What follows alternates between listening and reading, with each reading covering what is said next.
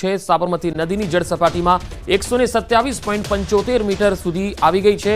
ધરોઈ ડેમમાં 64,144 ક્યુસેક અને સંત સરોવર ડેમમાંથી 27,282 ક્યુસેક પાણીની આવક થઈ રહી છે।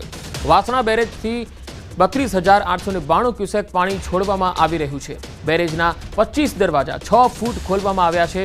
નીચાણવાળા ગામોને તંત્ર દ્વારા એલર્ટ કરવામાં આવ્યા છે। ખાસ કરીને ધોળકા, દસક્રોઈ અને વટવા તાલુકાની આસપાસના જે ગામો છે નીચાણવાળા, ત્યાં એલર્ટ આપવામાં આવેલું છે। લગાતાર ગઈકાલથી અમદાવાદમાં પણ વરસાદ છે અને સાથે ધરોઈમાં પણ જે પાણી આવી રહ્યું છે, સંત સરોવરમાં જે પાણી આવી રહ્યું છે, તેના કારણે આ બંને ડેમોમાંથી પાણી જે છે એ સાબરમતી નદીમાં છોડાઈ રહ્યું છે। તો બીજી તરફ અમદાવાદના વાસણા બેરેજમાં પણ પાણી વધવાના કારણે ત્યાંથી પણ ગેટ ખોલી અને પાણી છોડવામાં આવી રહ્યું છે, જેના કારણે સાબરમતી જે છે એ બે કાંઠે વહેતી થઈ છે। જળસ્તર તેનું વધી રહ્યું છે। અમદાવાદ સહિત રાજ્યભરમાં ભારે વરસાદના કારણે ઉપરવાસમાંથી સાબરમતી નદીમાં પાણી છોડવામાં આવી રહ્યું છે, જેના કારણે સાબરમતીનું રૌદ્ર સ્વરૂપ જે છે તે જોવા મળી રહ્યું છે।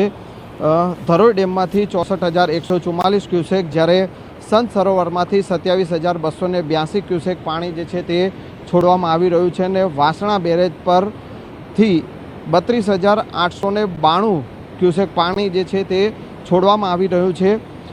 વાસણા બેરેજના 25 દરવાજા જે છે તે 6 ફૂટ ખોલવામાં આવ્યા છે અને સાબરમતી નદીની જળ સપાટી 127.75 મીટર જે છે ત્યાં પહોંચી છે અને હાલ સાબરમતી નદીના 25 જેટલા દરવાજામાંથી પાણી જે છે તે વહાવવામાં આવી રહ્યું છે અને આ 25 દરવાજા 6 ફૂટ ખોલવામાં આવ્યા છે અને જે પાણીની આવક સાબરમતી નદીમાં થઈ છે અને તેને લઈને આ 25 જે દરવાજા ખોલે અને પાણી વહાવવામાં આવી રહ્યું છે। કેમેરામેન નિલેશ સોસા સાથે સંજય ટાંક, ન્યૂઝ 18 ગુજરાતી, અમદાવાદ।